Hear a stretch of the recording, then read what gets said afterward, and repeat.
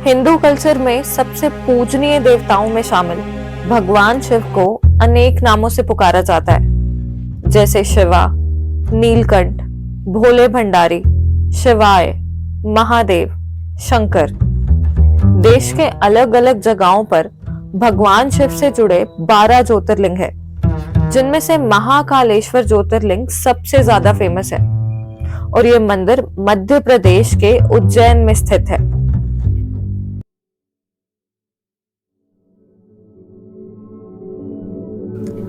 माना जाता है कि प्राचीन समय में महाराजा चंद्रसेन नाम के राजा उज्जैन में राज्य करते थे। राजा चंद्रसेन भगवान शिव के परम भक्त थे और उनकी प्रजा भी भगवान शिव की पूजा किया करती थी। एक बार पड़ोसी राज्य से राजा रिपुदमन ने चंद्रसेन के महल पर आक्रमण कर दिया। इस दौरान दूषण नाम के राक्षस ने भी प्रजा पर अत्याचार करना शुरू कर दिया। राक्षस के अत्याचारों से पीड़ित होकर प्रजा ने भगवान शिव का आवाहन किया। तब उनकी भक्ति से प्रसन्न होकर भगवान शिव धरती फाड़कर महाकाल के रूप में प्रकट हुए और राक्षस का वध किया। कहते हैं प्रजा की भक्ति और उनके अनुरोध को देखते हुए भगवान शिव हमेशा के लिए ज्योतिर्लिंग के रूप में उज्जैन में विराजमान हो गए। कुछ साइंटिस्ट के अकॉर्डिंग ज्योतिर्लिंग एक नेचुरल न्यूक्लियर रिएक्टर है। ज्योतिर्लिंग में इतनी ज्यादा एनर्जी होती है कि वो एक रिएक्टर की तरह काम करता है, जहां से ऊर्जा का सोर्स मिलता है। उनका मानना है कि हमारे देश में जहां जहां रेडियो एक्टिव मटेरियल्स हैं, वहीं पर एक ज्योतिर्लिंग है। उनका मानना है कि इसी वजह से असल न्यूक्लियर रिएक्टर्स को भी शिवलिंग की शेप में बनाया जाता है। उनके अकॉर्डिंग ये एक पॉसिबिलिटी है कि ज्योतिर्लिंगा एक इलेक्ट्रिक डिवाइस है। इस थ्योरी के अकॉर्डिंग ज्योतिर्लिंगा में स्टोर्ड एनर्जी होती है जो किसी स्पेसिफिक तरीके से रिलीज होती है।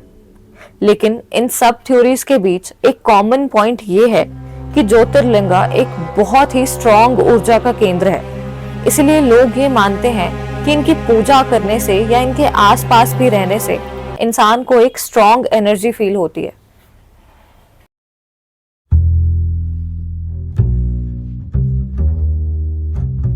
इन ज्योतिर्लिंगों से कई रहस्य जुड़े हैं। कुछ लोग मानते हैं कि ज्योतिर्लिंगों की पोजीशनिंग किसी खास तरीके से की गई है।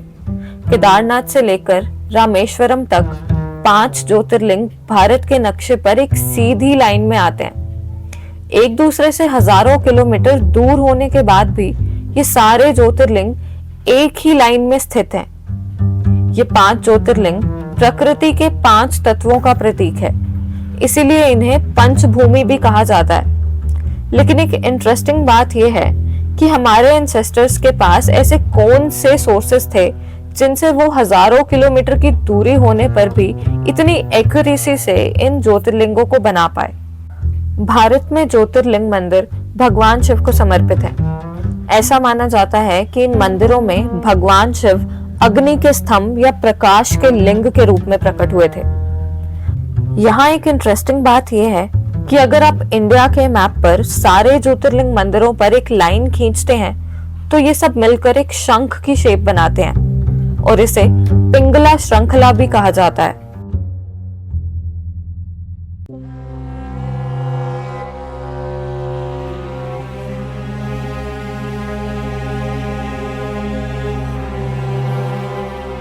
मध्य प्रदेश का उज्जैन शहर बाबा महाकाल के लिए मशहूर है। कई बड़े बड़े स्टार्स, प्राइम मिनिस्टर्स और प्रेसिडेंट्स यहाँ आ चुके हैं। पर अजीब बात यह है कि ये लोग कभी भी रात को यहाँ नहीं ठहरते और ये परंपरा कई सालों से चली आ रही है। इसके पीछे एक बड़ी वजह है। मान्यता है कि जो भी यहाँ रात को रुकता है, कुछ ही दिनों बाद उसकी सत्ता चली जाती है। इस डर से यहाँ आने वाले लोग यहाँ रात नहीं गुजारते।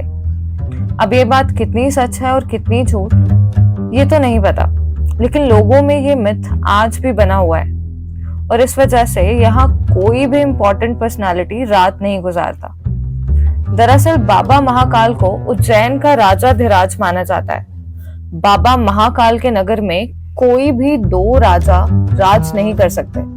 अगर ऐसा हुआ तो यहाँ राज ठहरने वाले के हाथ से सत्ता चली जाती है। ऐसी कुछ एग्जाम्पल्स भी है जो इस बात को प्रूव करती हैं। ये इंसिडेंट्स आपने जरूर सुना होगा। भारत के चौथे प्रधानमंत्री मोरारजी देसाई यहाँ एक रात ठहर गए थे। दूसरे दिन ही उनकी सरकार गिर गई थी। वहीं कर्नाटका के मुख्यमंत्री येदियुरप्पा ने गलती से यहाँ रात बिता ली थी, तो 20 दिन बाद ही उन्हें रेजिग्नेशन देना पड़ा था। उज्जैन शहर राजा विक्रमादित्य के समय की राजधानी है। मंदिर से जुड़ी ऐसी कई मिस्ट्रीज हैं जिसके अकॉर्डिंग राजा भोज के समय से ही ये मान्यता चली आ रही है, और तब से कोई भी राजा उज्जैन में रात गुजारने से डरता है, और जो ऐसा करने की भूल करता है उसे कुछ ही दिनों में उसका खामियाजा भी भुगतना पड़ता है। ऐसे ही इंटरेस्टिंग स्टोरीज के लिए हमारे चैनल को लाइक, शेयर और सब्सक्राइब जरूर करें, और कमेंट्स में अपना सजेशन जरूर दें। Thank you.